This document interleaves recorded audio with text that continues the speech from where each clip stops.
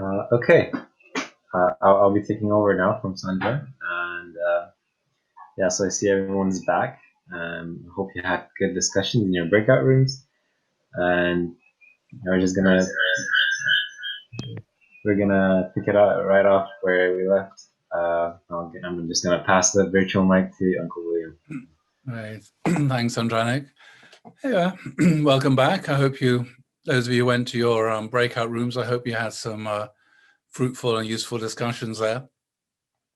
I'm recording it for now. I forgot to record it from the beginning, which is a bit annoying, but okay, so carry on where we left off. So the relationship between God and the people of Israel is very much one which is very much about love. And of course, as we know from the principle, jealousy is a byproduct or a side effect of love, and is that very, very kind of passionate relationship. It's not about obedience to God, it's about love. Love God with all your heart, soul, and strength. Okay, so the people of Israel then invaded the land of Canaan. And sometimes people say, well, what right do they have to invade the land of Canaan? What right do they have to invade somebody else's country? And even though it took place 3,500 years ago, people still bring this up today, not forgetting the fact that nobody who lives in a country today were the descendants of the inhabitants of that country 3,500 years ago. Everybody's invaded everywhere and settled there over the last 1,000 years or so. And I'm from England, where the English have only been here for about 1,500 years. Okay, so what's the justification for this? Well, the biblical justification understanding is this. God is a creator, as I said before, and therefore, because God is the creator of the universe and the creator of this world, God is the owner of the universe, and God is the owner of this world. So that means God then has the authority to allocate a piece of land to whomever he chooses. And so it means nobody can own the land. Yeah, God has the authority to allocate and give a piece of land to whoever he chooses to do so. And so the biblical understanding is that God made a covenant with Abraham 4,000 years ago, and God said to Abraham, as part of this covenant, your descendants will live in the land of Canaan forever. It's an eternal covenant. That's 4,000 years ago, and it's written down at least 3,000 years ago. And the fact is, surprising thing is, you might say, even though this promise is written down thousands upon thousands of years ago, when we look at the land of Israel today, you find that people living in the land of Israel are all, without exception, the descendants of Abraham. They're either Jews, Christians, or Muslims. So that's interesting. Yeah, God made that promise. So living in that, but at the same time, the Jewish understanding then was that the land of Israel was God's property. They could never own it. They were always living in the land, but they didn't actually own the land. Yeah. So living in the land of Israel was conditional upon its inhabitants observing God's law. Yeah, this is really important. It was God's land, God's country, and whether they're going to be able to live there or not depending upon whether they observe God's law. And so you might wonder, well, which laws are we talking about here? Which laws are we talking about? Well, it's very interesting. It's very clear. They're these laws. And so God explains to the people of Israel, you must not do as they do in Egypt, where you used to live. And you must not do as they do in the land of Canaan, where I'm bringing you. Do not follow their practices. And you might wonder, what practices? Well, straight after this verse is a whole list of practices that God says you must not do. And they're all connected with sexual morality, sexual purity. I'll read them out. No one is to approach any close relative to have sexual relations. I am the Lord. Yeah. God is a holy God. Sexual love is holy. Therefore, that's why you mustn't have that kind of relationship. Do not dishonor your father by having sexual relations with your mother. She is your mother. Do not have relationships with her. Again, this is all the sort of thing that went on in Egypt. This is all the sort of thing that was going on in the land of Canaan, all the sort of practices which are going on in the ancient world. Yeah, Greece as well. Do not have sexual relations with your sister, either your father's daughter or your mother's daughter, whether she was born in the same house or elsewhere. Do not have sexual relations with your son's daughter or your daughter's daughter. That will dishonor you. Do not have sexual relations with your daughter of your father's wife, born to your father. She is your sister. Do not have sexual relations with your father's sister. She is your father's close relative. Do not have sexual relations with your mother's sister, because she is your mother's close relative. Do not dishonor your father's brother by approaching his wife to have sexual relations. She is your aunt. Do not have sexual relations with your daughter-in-law. She is your son's wife. Do not have relations with her. Do not have relations with your brother's wife. That would dishonor your brother. And again, carrying on, do not have sexual relations with both a woman and her daughter. You know, suppose your wife died, you got married again. Do not have sexual relations with either her son's daughter or her daughter's daughter. They're her close relatives. That is wickedness. Do not take your wife's sister as a rival wife and have sexual relations with her while your wife is living. In other words, if your wife dies, then you can marry your wife's sister, but certainly not having two wives, especially not two sisters. And then, of course, you might wonder, well, where's that idea come from? Well, we saw how difficult it was when Jacob had two wives and both of his wives were sisters, how incredibly intense and difficult it was. And so they realized that's not good. It's not good to do that. And so do not approach a woman to have sexual relations during the uncleanliness of a monthly period. So that's when a woman is menstruating. And you might wonder, well, what's that about? Uncleanliness. Why should that be something which is unclean? And so the Bible makes a lot of laws about moral purity, sexual purity, all the way back to Adam and Eve. Then we can see there over and over again, so many different laws about who you're not allowed to have sexual relationships with. In other words, basically it's just with your wife, but specifying in exact detail. Yeah, and so basically, you know, our understanding of sexuality and whom we can and who we ought to and who we ought not have sexual relations with, it all comes from this tradition passed on through custom tradition in our collective memory. But also there's something, not only moral purity, something called ritual purity as well.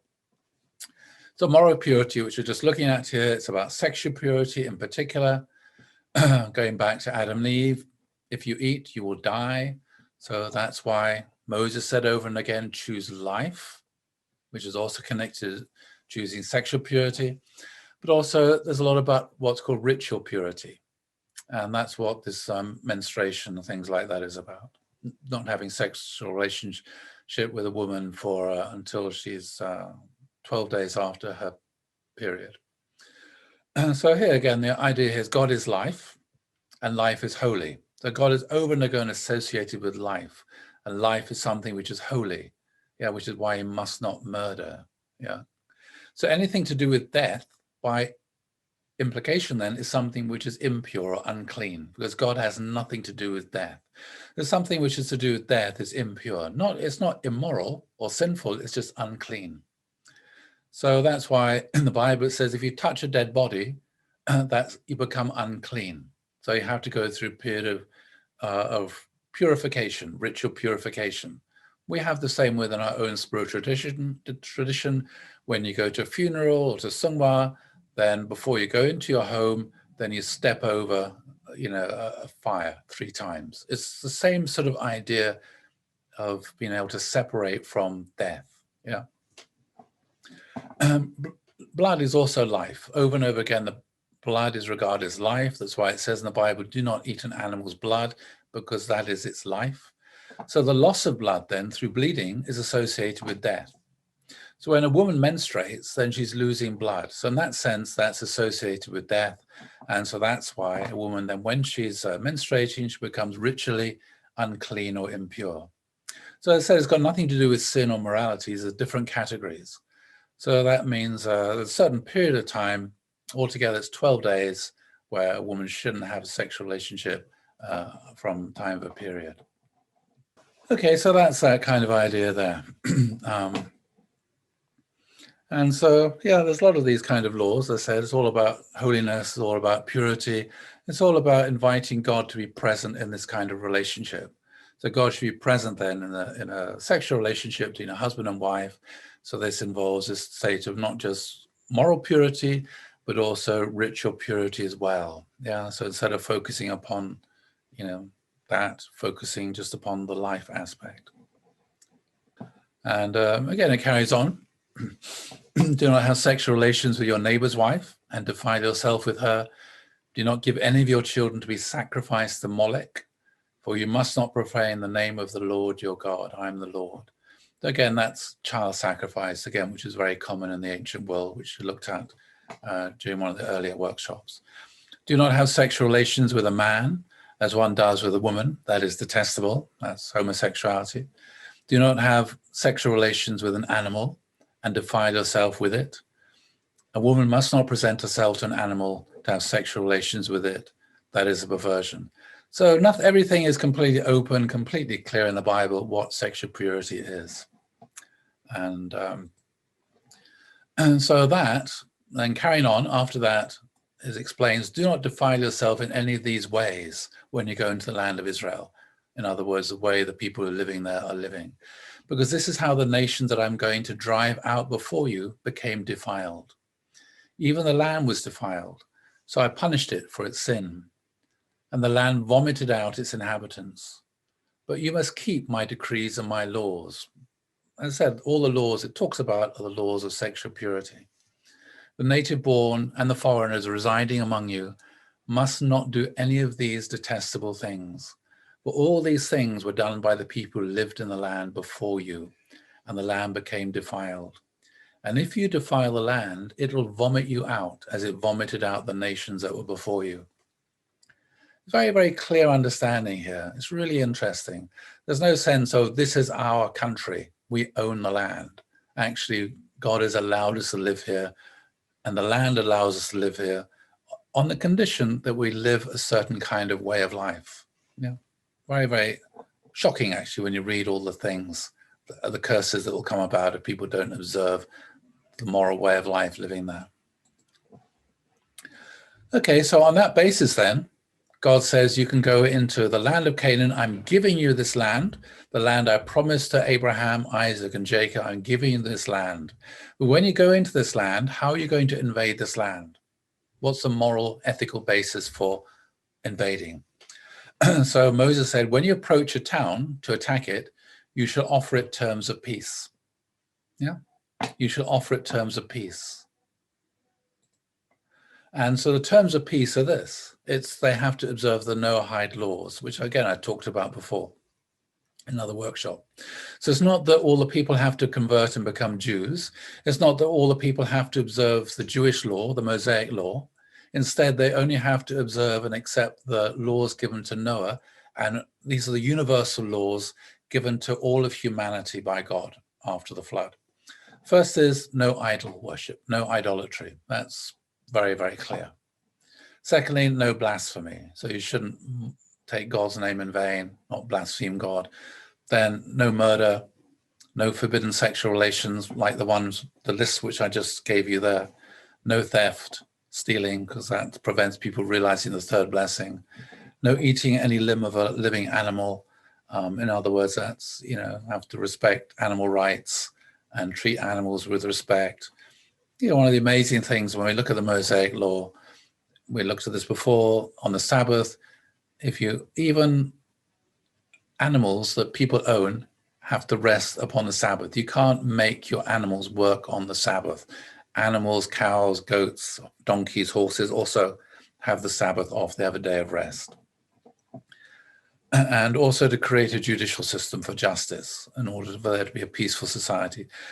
So these are the conditions. So when you approach a town to attack it, you should offer it terms of peace, that they have to agree to abide by these 7 laws of Noah. And so this is the understanding from the Talmud, the commentary. Joshua sent 3 proclamations to the Canaanites in the land of Israel prior to the Israelites' entry into the land. And he said, whoever wishes to leave should leave. Whoever wishes to make peace should make peace. And whoever wishes to wage war should do so. So there's one particular group called the Girgashites. They emigrated. They decided they heard about what God had done to the Egyptians. They heard about what God had done to the people of Israel, leading them in the wilderness for 40 years. They realized that they heard that God had promised them the land of Canaan they were going to invade. So the Girgashites then, they thought, okay, we'll pack our bags and we'll go. And so they believed that the Lord, the Holy One, that the land of Israel rightly belonged to the Israelites because God had given the land of Canaan to the Israelites. And so they emigrated and they went to live in Africa.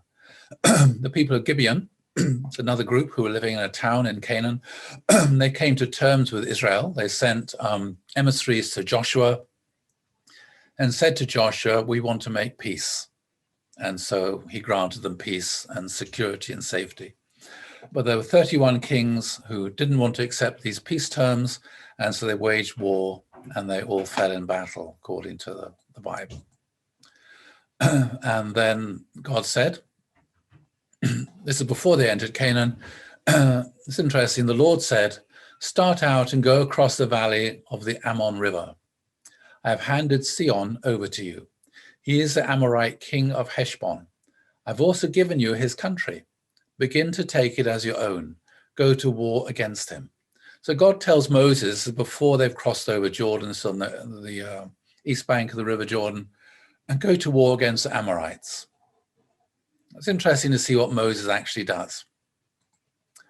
So Moses sent messengers and told them to go to Sihon, the king of Heshbon, and they offered him peace. The God said, go to war, and Moses disobeyed God, and he sent emissaries, ambassadors, to go and offer terms of peace. They said, let us pass through your country. We'll stay on the main road. We won't turn off it to one side or the other. In other words, just let us pass through your country on the main road. We won't steal anything. We won't invade anything. We won't attack anybody. We'll pay you the right amount of silver for food to eat and water to drink. In other words, we'll buy things from you. The people of Esau allowed us to do that. The people of Moab also allowed us to do it. Yeah, so that's what Moses said. But Sihon, the king of Heshbon, refused to let us walk through, and so instead they went to war and they fought against the king of Heshbon, and he was killed and his army was defeated.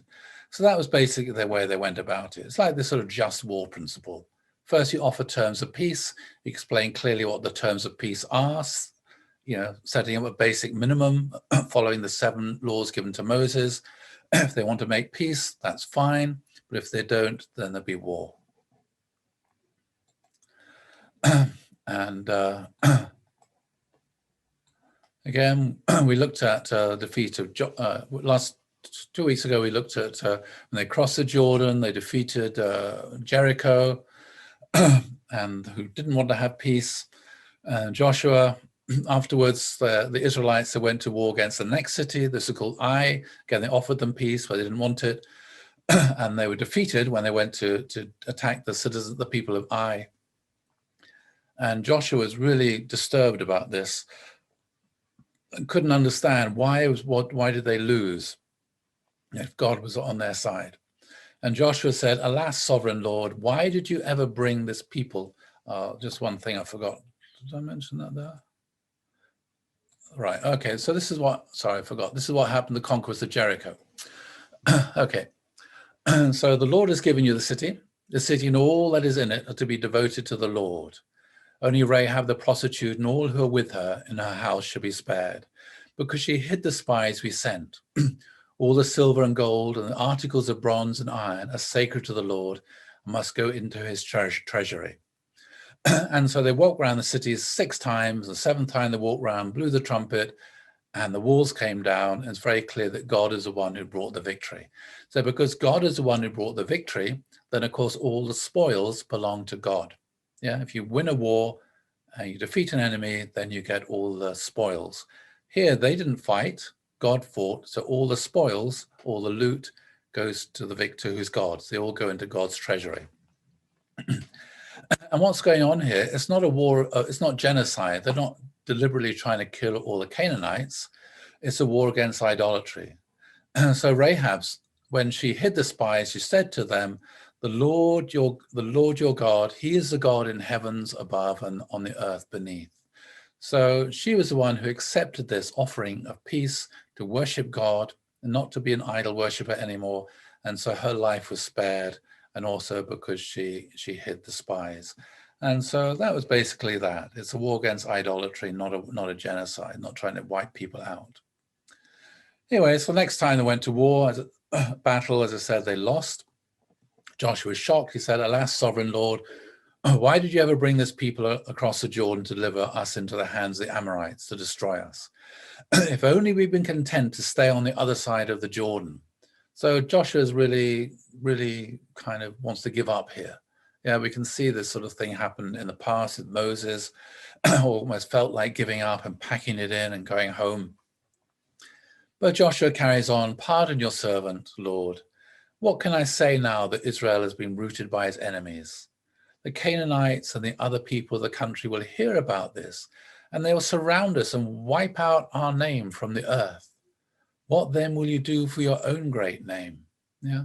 So it's a bit like Moses reminding God, you know, don't forget, if you destroy all the people of Israel, the Egyptians will hear about it, and it won't be very good for your reputation. And so Joshua's basically doing the same thing here as well, reminding the people, reminding God about that. So he's struggling with God. And so God speaks to Joshua, and God is a bit upset, angry, and he says, Israel has sinned. They've broken the covenant I commanded them. They have taken forbidden plunder, stolen and then covered up the theft, squirreling away with their own stuff. I can't continue with you if you don't rid yourself of the cursed things. In other words, God didn't want people going around looting everything and stealing everything. Yeah.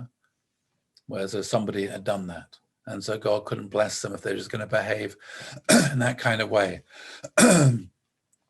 So God says, first thing in the morning, you'll be called up by tribes.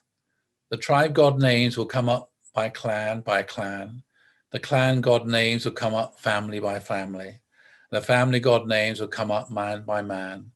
The person found with the accursed things will be burned, he and everything he has, because he broke God's covenant. He did this despicable thing in Israel. So this is this kind of idea here. People are only responsible for the things that they did themselves, and they're organized in this way. And they found out that somebody called Achan, he took gold, silver, and cloth. He'd stolen these things and he'd hidden these things away. And so the basic principle of this is that even though he was the only one who did this, actually, because of that, then God wasn't able to bless their army. So from this, they get the idea that all people, all the Jews are co-responsible for each other. Everyone's responsible for everybody else. In other words, if you see somebody else doing something which you know is wrong, you actually should say something. We looked at this before. We looked at Moses and the idea of critical followership. If you see somebody doing something which is wrong, don't hate your brother in your heart, but speak to him. Tell him, actually, I think what you're doing is wrong. Yeah. So this is this idea here. Somebody else must have known that this person had gone and looted things, but nobody had said anything. So here's the idea. Actually, you all have to look out for each other. So whoever can forbid his household to commit a sin, but does not, is seized for the sins of his household. Yeah? If he can forbid it. If he can forbid his fellow citizens, but does not, he is seized for the sins of his fellow citizens. If he can forbid the whole world, but does not, he sees for the sins of the whole world. This is the idea here of the idea of a sin of omission. If they have the opportunity to intervene and say something, and you don't do it, then you're also held responsible for the sin that that person is committing. That's a principle derives from here, this kind of idea. That's why God is doing it tribe by tribe, trying to work it out, you know, who it was who did this thing.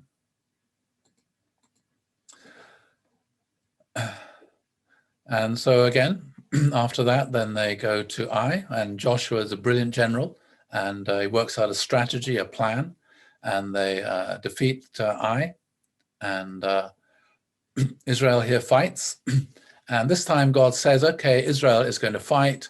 And because Israel is going to fight, then Israel can keep the spoils. That means if you defeat the citizens of Ai and you do the fighting instead of me, then you can keep the spoils. And God gives a sign to Joshua about, when they should attack at a particular time with the tactics that he's using. And so gradually you see, when you look here, God is becoming less and less involved. Yeah. Jericho is all God doing it. But gradually God becomes less and less involved, and God gradually withdraws, leaving people to take more initiative and more responsibility. So Joshua then, he comes up with a plan for how to take the city of Ai and not be defeated. But God just gives him the signal of when he should implement the plan. Yeah, speaks to him. So Joshua then needs to be very, very sensitive. And so more and more God is letting people take the initiative and take more and more responsibility. And eventually it says that Joshua captured the whole land. In reality, when you look at the history books, actually they didn't conquer all that much. A lot of Canaanites were left there. A lot of Canaanite cities were left there. In the Bible it says they conquered and captured the whole land, but the historical reality is they didn't. Anyway, that's what it says in the Bible. Captured the whole land. He took over the central hill country and the whole of Negev desert. He took over the mountains of Israel and the hills around them. Joshua captured the kings who ruled over that whole land. He put them to death, this idea of these 31 kings. He fought battles against all those kings for a long time. Only the Hivites who lived in Gibeon made a peace treaty with the Israelites. No other city made a treaty with them. So Israel captured all those cities in battle. So here's a very clear implication, is that Joshua offered a peace treaty to all the people of Canaan and all the different cities. It wasn't the intention to go and defeat everybody. It wasn't the intention to go and kill everybody. It was just the intention to bring everybody into submission, you might say, to abandon idol worship and to observe the moral law, which is the laws given to Noah. So that was this understanding here. Only the Gibeonites did that. And then after that, they settled. And how are we doing for time? Yeah, it's got a little bit of time here. And so they settled in Israel, or the land of Canaan. And these are 10 tribes here, settled on the west side of the River Jordan. And we looked at that last 2 weeks ago, how 2 tribes had decided they wanted to settle on the east bank of the River Jordan. And they were a confederation of 12 tribes, and they were ruled by God and the law. And this was their self-understanding. They were the people of God, and God was their king. Yeah. So Father talked about this. We talk about Chungaguk, breathe at the family pledge, the owner of Chungaguk. What does that mean? The Father said for the formation of a nation, there must be sovereignty. In other words, somebody has to rule. Somebody has to be in charge. There has to be sovereignty, people, and land. When building the kingdom of heaven on earth, from this perspective, who would be its Lord? Who would be its sovereign? Without a doubt, God would be its sovereign. Who would be its people? All humankind. Then what would be its land? It would be the entire planet Earth. So that's working on the worldwide level. So now we're just working on the national level, to create a kingdom of heaven in the land of Canaan. And so the Jewish self-understanding is God is their king. God gave the law. They were the people, and this is the land that God gave to them. And so when we read commentaries upon this, upon the government of the people of Israel, the government of the Israelites was a federation, held together by no political authority, but by the unity of race and faith, and founded not on physical force, but on a voluntary covenant. So they made God first of all made a covenant with Abraham, with Isaac, with Jacob. Then God made a covenant with the people of Israel at Mount Sinai. Then they wandered around for 40 years. Then before they went into Israel, in the land of Canaan, before Moses died, he made another covenant with them. That's the book of Deuteronomy. And they reaffirmed the covenant. Then they invaded Israel, the land of Canaan, And then after they defeated all the kings, and I talked about this 2 weeks ago, Joshua reaffirmed the covenant a final time. Yeah, and it's a covenant, a voluntary covenant. And we looked at that, we saw Joshua said to the people of Israel, you have a choice. Put away the gods, put away your idols, and worship the God of Israel. You have a choice. Either you can worship the God of Israel, or you can carry on worshiping your own gods. For me and for my family, we're going to worship the God of Israel. But he gave them that choice. It's a voluntary covenant. It wasn't by force, by physical force. It was a voluntary covenant that they were entering into. And so, yeah, again, if you look at the founding of any other nation, it's always founded by some great warrior who becomes the king through force and using force to physical force to establish a country or nation. So the principle of self-government was carried out not only in each tribe. So we looked at that principle there: tribe, family, clan, tribe, clan, family. But in every group of at least 120 families, and there's neither privilege of rank nor of inequality before the law. So I had this idea here that there's a group of 120 families, and amongst these 120 families, they would choose somebody or a group of people who'd be like the elders, the most respected people amongst this group of 120 families. And so when there was a meeting at a tribal level, each group of 120 families would send its representatives to have a meeting at the tribal level with the representatives of groups of other 120 families. And then when they would have a national level meeting, then each tribe would send its representatives to meet together at a national level. That kind of idea. And there's neither privilege of rank. So there were no dukes, there were no earls, there were no lords. Everyone was equal. Yeah, everyone was a son or daughter of God, and the law applied in the same way to everybody. Nobody was above the law. Again, we looked at this when we looked at Moses. Again, completely different to the ancient world, where there's where the king and the emperor and the pharaoh was above the law because the pharaoh made the law, and there were different laws depending upon where you were in the social hierarchy. Yeah, if you were right at the top, then you had a very easy time, but you could ignore the laws that applied to lower down people. But the Mosaic vision was very egalitarian. There's one law which applied the same way to everybody. That's justice. Monarchy was so alien to the primitive spirit of the community, it was resisted by Samuel. So when they entered into the land of Canaan, they basically had it up to here. They were fed up with dictatorship. They were fed up with pharaohs. They were fed up with kings. They were fed up with slave drivers. They were fed up with people telling them what to do. They didn't want that anymore. They wanted to take personal responsibility for their life. They wanted to live their life according to their conscience and just observing God's law. And God's law is a moral law. It's a framework of moral laws. Don't murder, don't steal, don't commit adultery, and all these other things. And within those laws, then they had the freedom to pursue beauty, truth, and goodness. It created a framework where they had the freedom to realize the three great blessings, the freedom to establish that kind of peaceful community, in which there was justice and the law applied in the same way to everybody.